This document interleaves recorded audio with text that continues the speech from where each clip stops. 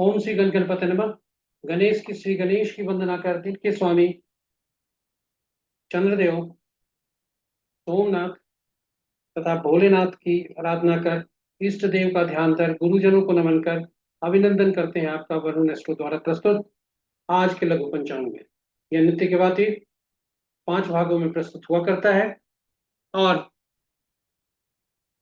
आपके सुझाव के अनुरूप पहले भाग का लघु रूप हम नित्य अलग से प्रस्तुत करते आ रहे हैं।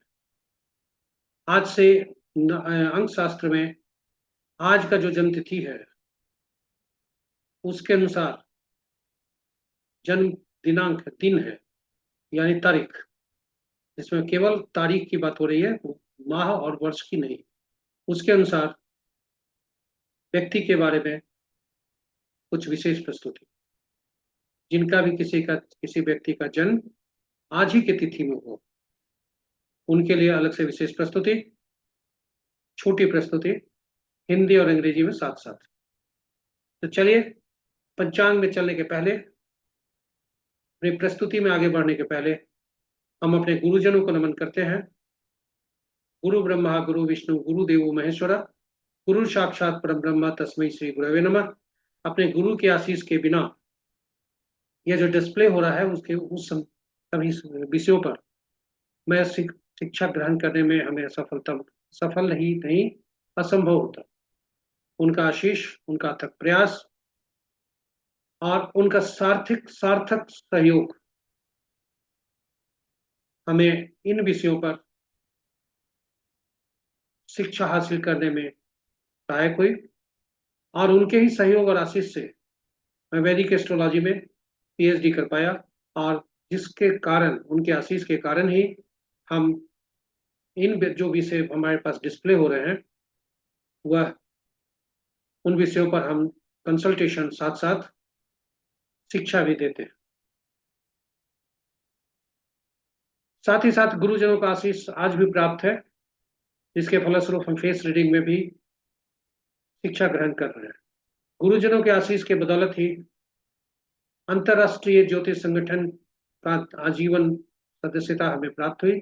अंतरराष्ट्रीय ज्योतिष संगठन अमेरिका का के दिल्ली चैप्टर से, और उनके ही सुझाव के से हमारा office shops and establishment act के अंतर्गत रजिस्टर्ड है, जीएसटी से संबद्ध है और क्यूआरओ द्वारा आईएसओ सर्टिफाइड है। तो चलते हैं पंचांग पे। एक बार फिर गुरुजनों को नमन कर आगे बढ़ते हैं पंचांग की तरफ। पंचांग के बारे में यदि हम सोचे तो हम केवल इतना ही समझते हैं पंचांग के बारे में कि यह शुभ और अशुभ मुहूर्त देखने का एक माध्यम है, किंतु ऐसी बात नहीं है। पंचांग उससे कहीं बढ़कर है। दैनिक पंचांग, तो पंचांग शब्द है, हमारे जीवन में अहम भूमिका अदा करता है। यह केवल शुभ मुहूर्त जानने का माध्यम नहीं है आज के दिनों में, वह हमारे निर्णय क्षमता को यह सुदृढ़ करता है।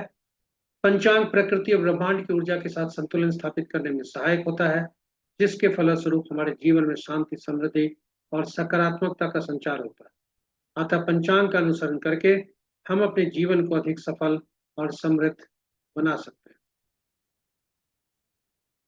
तो ये रहे पंचांग के बारे में नई हमारे जीवन में अहम भूमिका, क्योंकि पंचांग हमारी निर्णय क्षमता को सुदृढ़ करता है।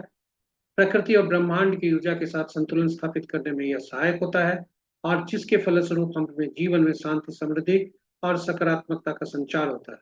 तो आइए पंचांग का अनुसरण करके हम अपने जीवन को अधिक सफल और समृद्ध बनाएं। साथ ही साथ साझा करें प्रस्तुति को अपने मित्रों, परिजनों तथा शुभेच्छुओं के बीच, ताकि वे भी पंचांग का कुछ हद तक अनुसरण करके अपने जीवन में सफलता, सकारात्मकता का संचार हो, उनके जीवन में शांति और समृद्धि हो का संचार हो, और उनका जीवन अधिक सफल और समृद्ध वे भी बना सकें, और उसके लिए हमारी भूमिका भी कुछ हो। तो चलिए चलते हैं पंचांग की तरफ। पंचांग के पहले भाग पंचांग के पहले भाग में आज का दिनांक 2 जून 2025, महाज्येष्ठ, शुक्ल पक्ष, शाका संवत 1947 विश्वसु, विक्रम संवत 2082 कलायुग, और यह कलयुग का 5126वां वर्ष। आज का सूर्योदय 4:58 पर, सूर्यास्त 6:37 पर, sunrise at 4:58 AM, sunset at 6:37 PM। दिशा शुल्क पूरब है, फिर भी इस दिशा में यात्रा करना पड़े तो आईना देखकर या दूध का सेवन कर यात्रा को शुभ बनाए। पंचांग के पांचों अंक, तिथि रात्रि के 8:34 तक सप्तमी, उसके बाद अष्टमी, नक्षत्र रात्रि के 10:55 तक माघा, तत्पश्चात पूर्वा फाल्गुनी, योग प्रातः 8:21 तक व्याघ्यात, तत्पश्चात हर्षण, करण प्रातः 8:11 तक गर्भ, और उसके बाद रात्रि के 8:34 तक वनिज, और उसके बाद विष्टिभद्रा। तो ये रहे पंचांग के पांचों अंक। महत्वपूर्ण मुहूर्त में जाने के पूर्व भोलेनाथ का नमन कर आज देखते हैं कि भोलेनाथ का दिन है, परंतु भोलेनाथ का वास का है। तो भोलेनाथ आज शुक्ल पक्ष सप्तमी जब तक है तब तक के भोजन स्थल पर है, जो कि शुभ नहीं है, और तत्पश्चात वे शमशान में होते हैं, जो भी शुभ नहीं है। जय भोलेनाथ, कृपा बरसाए रखे। महत्वपूर्ण मुहूर्त के शुभ मुहूर्त में अभिजीत मुहूर्त दिन के 11:20 से 12:14 तक, अमृत काल रात्रि 8:23 से 10:05 तक, विजय मुहूर्त अपराह्न 2:04 से 2:59 तक, गोधूली बेला संध्या 6:36 से 6:56 तक, निशिता मुहूर्त देर रात्रि 11:27 से मध्य रात्रि 0:08 तक। यहाँ यह बताते चले कि निशित रात्रि में किए जाने वाले पूजा पाठ, जब तक साधना, तंत्र मंत्र आदि के लिए निशिता मुहूर्त श्रेष्ठ हुआ करते हैं।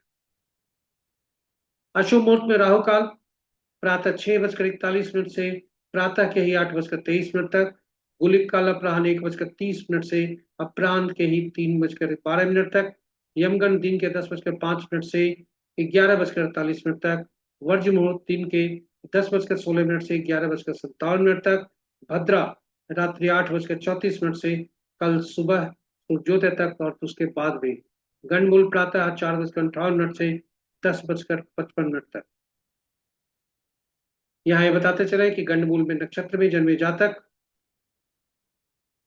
के लिए कुछ विशेष पूजा पाठ आदि कराने होते हैं, और रात्रि के 8:34 से 10:55 तक के बीच के जन्मे जातक, जो कि भद्रा और गंडमूल दोनों के बीच में पकड़े जाएंगे, तो उन्हें विशेष ध्यान देना जरूरी है।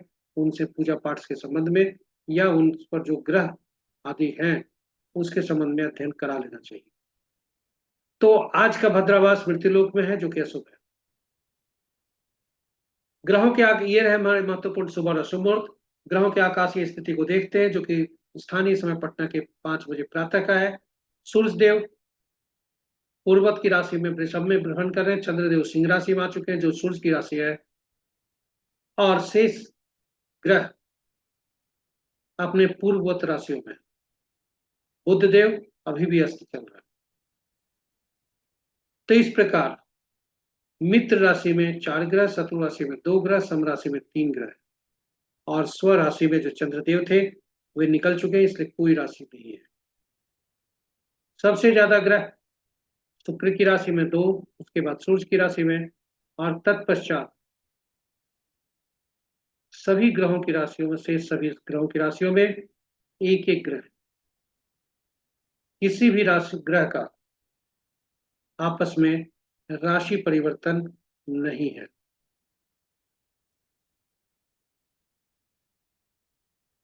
ग्रहों के नक्षत्र की स्थिति को देखें तो मित्र नक्षत्र में 4 ग्रह, शत्रु नक्षत्र में 4 ग्रह बराबर, और स्व नक्षत्र शनिदेव अपने ही नक्षत्र में। इस प्रकार हम कहें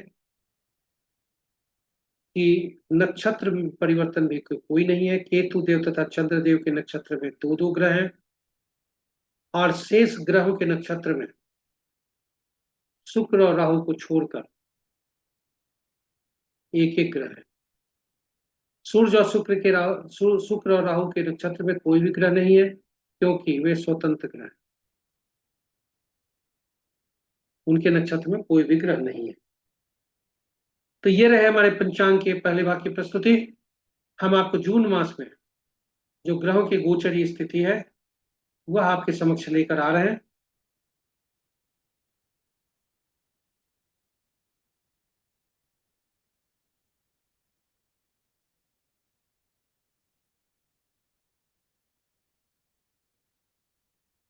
ग्रहों की गोचर तालिका: बुध देव 6 जून को, मंगल देव 7 जून को, सूर्य देव 15 जून को, बुध देव पुनः 22 जून को और शुक्र देव 29 जून को अपने विभिन्न राशियों में भ्रमण करेंगे। वहीं बुध देव 8 जून तक अस्त रहेंगे, बृहस्पति देव 12 जून से अस्त रहेंगे और चंद्रदेव 24 जून से अस्त रहेंगे। तो ये रहे ग्रहों के अस्त की स्थिति और ग्रह के गोचर की तालिका जून 2025 में।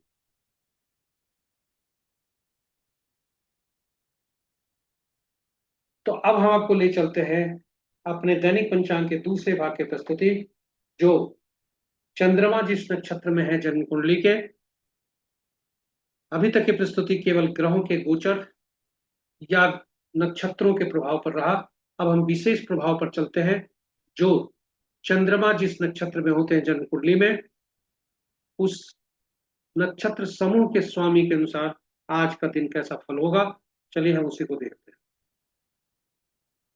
इस पद्धति को नवतारा चक्र कहते हैं। यह अद्भुत पद्धति है। हमने एक शब्द प्रयोग किया था, जन्म पत्रिका में चंद्रमा जिस नक्षत्र में होते हैं उनके नक्षत्र समूह के स्वामी। चूंकि नवतारा चक्र की अद्भुत ये पद्धति है और उसकी उपयोगिता बहुत है। जो चंद्रमा के परिप्रेक्ष्य में आज का दिन देखते हैं उसे ताराबल कहते हैं और चंद्रमा केवल नवतारा चक्र पर पद्धति देखते हैं। यह नवताराबल नवतारा चक्र पर पद्धति पर ही आधारित है और केवल नवतारा चक्र पर हम यदि परिणाम देखते हैं तो जातक के बारे में जन्म पत्रिका में चंद्रमा जिस नक्षत्र में होते हैं उससे दशा महादशा का कैसा परिणाम होगा, जन्म कुंडली में बैठे ग्रह कैसे परिणाम देंगे, उन शुभ और अशुभ परिणाम के परिमाण क्या होंगे, साथ ही हमारे जीवन में आने वाले संपर्क में आने वाले विभिन्न व्यक्तियों को, चाहे वो रिश्तेदार हो, कुटुंब हो या हमारे कर्म कार्य स्थल पर कोई सहकर्मी हो, चाहे हमारे उच्चाधिकारी हो, उनका हमसे कैसा तालमेल बनेगा, वे हमारे लिए या हम उनके लिए कितने जातक कितने लिए लाभदायी हो सकते हैं, यह भी हम सब नवतारा चक्र पर देखते हैं। और यही वजह है नवतारा चक्र पर हमने एक विशेष प्रस्तुति आपको के लिए डाला है, जिसमें हमने विस्तार से बताया है। साथ ही साथ भगवान राम, भगवान माँ सीता और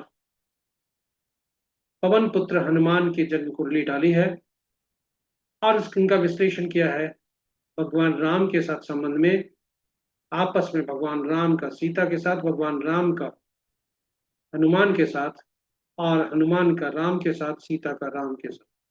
तो इस तरह से उसमें हमने चर्चा की है। आप उसे देखें, आपके लिए ज्ञानवर्धक भी होगा, उपयोगी भी होगा। आप इसे खुद भी समझने की कोशिश करें, साथ ही साथ अपने मित्रों, परिजनों, शुभेच्छुओं को भी शेयर करें, साझा करें, ताकि उनके लिए भी यह ज्ञानवर्धक हो सके और वे भी अपने जीवन में इसका उपयोग कर शुभता ज्यादा बढ़ा सके और अशुभता को नगण्य कर सके, नलिफाई कर सके। इन्हीं शब्दों के साथ आते हैं ताराबल पर। हमने कहा कि जब चंद्रमा जिस नक्षत्र में होते हैं उसके अनुसार जो फल देखते हैं वह नवतारा चक्र पद्धति कहलाता है। किंतु चंद्रमा जिस नक्षत्र में होते हैं जन्म कुंडली में और आज चंद्रमा जिस नक्षत्र में होते हैं, उन दोनों का तालमेल कैसा होगा वह तारा बलम कहलाता है, जो आज के दिन के संदर्भ में बताता है। तो नौ तारा चक्र पूरे जीवन के लिए और तारा बलम आज के लिए। तो आते हैं संक्षेप में। कुल 27 नक्षत्र होते हैं और ग्रह 9 ही होते हैं। अब चूंकि चंद जो हमारे नक्षत्र होते हैं वही ग्रहों के मन होते हैं, यानी ग्रह अपना फल नहीं देते, अपने नक्षत्रों के मन के अनुसार ग्रहों के मन नक्षत्र होते हैं, दो नक्षत्रों के अनुसार जो उनके फल होते हैं वही होते हैं, वही उनके नक्षत्रों का फल होता है। तो कौन से नक्षत्र के स्वामी कैसे बनेंगे, उनका स्वामित्व देने के लिए जो विधि अपनाई गई वह यह है। कुल 27 नक्षत्रों को 3 भागों में बांटा गया। पहला श्रेणी में रखा गया ये पहला से 9 नक्षत्र को, दूसरे श्रेणी में रहे 10वां से 18वां, तीसरा में 19वां से 27वां। इस तरह 3 श्रेणी बने और ग्रहों को महादशा के क्रम में रखा गया,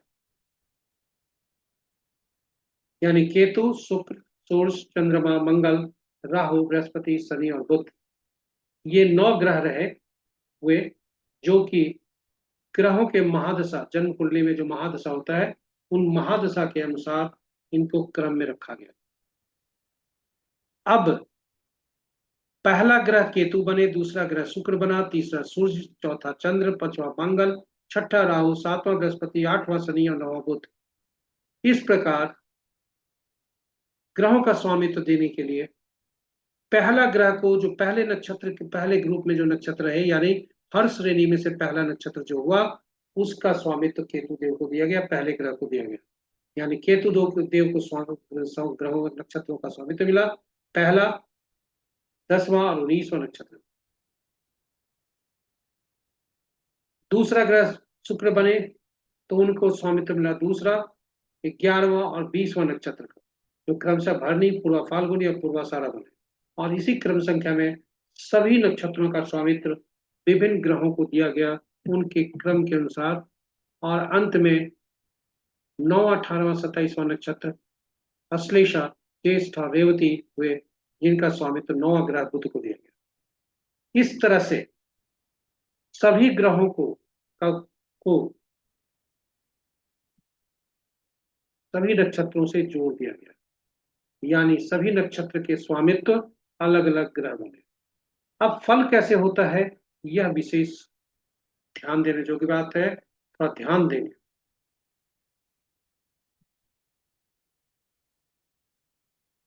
इसे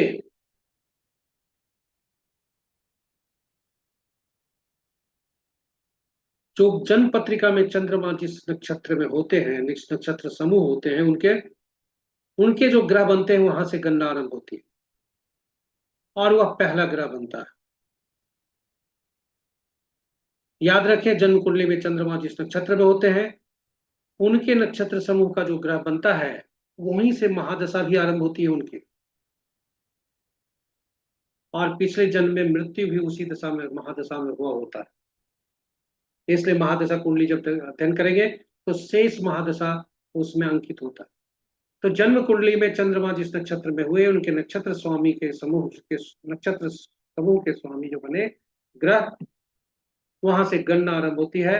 और पहला ग्रह जो होता है मिश्रित फल देता है, शुभ और अशुभ दोनों देते हैं। और उसके बाद तीसरा, पांचवा, सातवां जो ग्रह होते हैं वे पीड़ादायक होते हैं, बाधक होते हैं और अति पीड़ादायक होते हैं।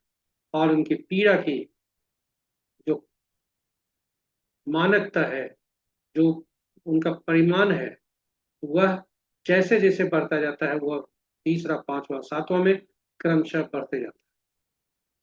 तो सातवां बहुत ज्यादा पीड़ादायक हो। वहीं जन्म कुंडली में पहला ग्रह से जो हुआ, जो नक्षत्र स्वामी बने, उनका पहला जो ग्रह बना वहां से दूसरा, चौथा, छठा, आठवां, नौवां ग्रह ये शुभ फलदायी। तो ये रहे नक्षत्र जो है नवतारा चक्र पर गणना कैसे की जाती है। अब हम आपको देख चलते हैं लेकर आज के जो चंद्रमा के नक्षत्र है उसके अनुसार आज का दिन आपका कैसा हो। तो आज का चंद्रमा 10:55 तक अश्विनी नक्षत्र में, उसके बाद भरणी में, सॉरी माघा में, और उसके बाद पूर्वा फाल्गुनी में। पहले भाग 10:55 तक माघा नक्षत्र में, और उसके बाद पूर्वा फाल्गुनी में। इस तरह से हमारे ग्रह के जो है ये बने। माघा नक्षत्र में जो ही कॉलम पर लाल से अंकित कर दिया गया घेर कर, वह जो है आपके जन्मपति चंद्रमा, आज चंद्रमा जन्मपति का नहीं, चंद्रमा जो आज है उनका कॉलम। अब जन्म पत्रिका में चंद्रमा जिस नक्षत्र में है आपके, उनसे मिलान करें इसको, जो भी बनता है। उदाहरण के लिए कि कोई व्यक्ति का जन्म यदि कृतिका, उत्तरा फाल्गुनी या उत्तराषाढ़ा नक्षत्र में हुआ होगा, तो उनके लिए आज का मित्र संबंध है, यानी सुफलदायी है। वहीं 10:55 के पश्चात जो संबंध होगा वह अति मित्र का होगा। आप दूसरा भी उठाकर देख सकते हैं। यदि पुनर्वसु, विशाखा और पूर्वा भाद्रपद नक्षत्र है जन्म का, इसमें से कोई, तो पहला भाग छीम का है और दूसरा भाग प्रत्येरी का है। और इस प्रकार हम तारा बल से चंद्रमा के गोचर का फल आज देखते हैं कि आज का फल, आज का विभिन्न नक्षत्रों में जन्मे जातक के लिए आज का दिन कैसा होगा। अब आपका सवाल हो सकता है कि हमारे लिए पीड़ादायक है, बाधादायक है, नैधन्य की स्थिति है, तो हमें क्या करना चाहिए। क्योंकि ज्योतिषी के पास जब भी, या ज्योतिष अध्ययन जब भी लोग करते हैं, तो एक इच्छा जागृत होती है, वह होती है उपाय क्या। तो परिहार जो कि प्रमाणित नहीं है, अभी इस पर हम प्रमाणित नहीं कर रहे हैं, क्योंकि अभी हमने ये संकलन किया है। तो यदि जन्म पत्रिका के चंद्रमा जिस नक्षत्र में है, वह जन्म उसके स्वामी जन्म में पड़ते हैं, तो आज के लिए पीला कद्दू, पत्ते वाली सब्जी का दान कर कुछ हद तक शुभता ला सकते हैं। विपत में है तो गुड़ का दान, प्रत्यरी में है तो नमक का दान, और नैधन्य में है तो कोई भी मुहूर्त यदि बन रहा है तो उसको मुहूर्त को त्याग दे, मजबूरी यदि हुई तो तिल सहित स्वर्ण दान देकर आगे बढ़े, ईश्वर आपका भला करे। लेकिन यह प्रमाणित नहीं है, इसलिए हम इसको करने के लिए सलाह नहीं कर रहे हैं। हाँ, आप अगर उपयोग करते हैं तो जरूर कमेंट बॉक्स में दें कि आपके लिए कैसा रहा। इन्हीं शब्दों के साथ हम आज का प्रस्तुति यहाँ पर दूसरे भाग की प्रस्तुति यहाँ पे समाप्त होती है। हम आपको तीसरे भाग में ले चलते हैं। अभी तक हमने देखा जन्म पत्रिका में चंद्रमा जिस नक्षत्र में है, अब हम आपको ले चलते हैं चंद्रमा जिस राशि में है, लगन से नहीं अपितु राशि से। तो चंद्रमा जिस राशि में है उसके अनुसार हम फल देखते हैं। और यह आज के चंद्रमा अपने नीच राशि में जो है, आज राशि परिवर्तन नहीं है, और चंद्रमा सिंह राशि में, सिंह राशि में मिथुन, सिंह, तुला, वृश्चिक, कुंभ और मीन राशि वाले के लिए शुभता के संकेत मिल रहे हैं। वहीं मेष, कर्क, कन्या, धनु तथा मकर राशि वाले सावधान रहे। विशेषकर स्वास्थ्य का ध्यान रखें, मेष राशि वाले, कर्क राशि वाले और धनु राशि वाले, क्योंकि संकेत ऐसे ही मिल रहे हैं। और इष्ट देव का ध्यान रखें। आपका धर्म कुछ भी हो, आप आपके जो भी इष्ट देव बनते हैं आपके धर्म के अनुसार, उनका ध्यान रखें। तो ये रहे हमारे तीसरे भाग की प्रश्न। चौथे भाग में आपको अब ले चलते हैं, जो कि चौघड़िया ज्योतिष पर आधारित है। चौघड़िया ज्योतिष एक प्रकार का मुहूर्त है जो शुभ और अशुभ काल दर्शाता है। और यह दिन का चौघड़िया अलग हुआ करता है, रात का चौघड़िया अलग हुआ करता है। इसकी उपयोगिता काफी अधिक है। शुभ और अशुभ, शुभ काम को करने के लिए किया जाता है इसका उपयोग, क्योंकि यह शुभ और अशुभ समय को दर्शाता है। अशुभ समय को त्याग किया जाता है। किसी भी पूजा पाठ या शुभ कार्य को शुरू करने के पहले इसको मुहूर्त देखना चाहिए, और इसके या नया काम करने जा रहे हैं तो चौघड़िया को देखना चाहिए। यदि कोई व्यक्ति उचित मुहूर्त नहीं देख सकता तो उसे कम से कम चौघड़िया जरूर देखना चाहिए। इसके लिए हम प्रोत्साहित करते हैं, सलाह देते हैं। तो चूंकि चौघड़िया की उपयोगिता काफी अधिक है, इसलिए चौघड़िया की उपयोगिता पर हिंदी और अंग्रेजी में अलग अलग वीडियो आपके उपयोग के लिए डाला है। संक्षेप में बताते चले कि कुल 8 चौघड़िया होते हैं, लेकिन सप्ताह के 7 ही दिन होते हैं। इसलिए 7 दिनों के अनुसार 7 चौघड़िया का नामकरण हुआ, और 8वां चौघड़िया की पुनरावृत्ति होती है, जो पहला चौघड़िया हुआ करता है। और हर चौघड़िया चूंकि दिन से संबद्ध हुआ, और हर दिन के स्वामी एक ग्रह बनते हैं, इसलिए हर चौघड़िया का संबंध हर ग्रह से हो गया। और फलित में हर चौघड़िया को किसी विशेष उद्देश्य के लिए, विशेष कार्य के लिए उपयुक्त माना गया है, विशेष प्रयोजन के लिए उपयुक्त माना गया, इसलिए हर चौघड़िया विभिन्न प्रयोजन के लिए उपयुक्त है। तो इस तरह से हम यह देखते हैं कि हर चौघड़िया हमारे विभिन्न प्रयोजन के लिए उपयुक्त है। तो विस्तार से हमारी प्रस्तुति में देखें चौघड़िया की उपयोगिता, यूटिलिटी ऑफ चौघड़िया। चौघड़िया की उपयोगिता हिंदी में, यूटिलिटी ऑफ चौघड़िया अंग्रेजी में।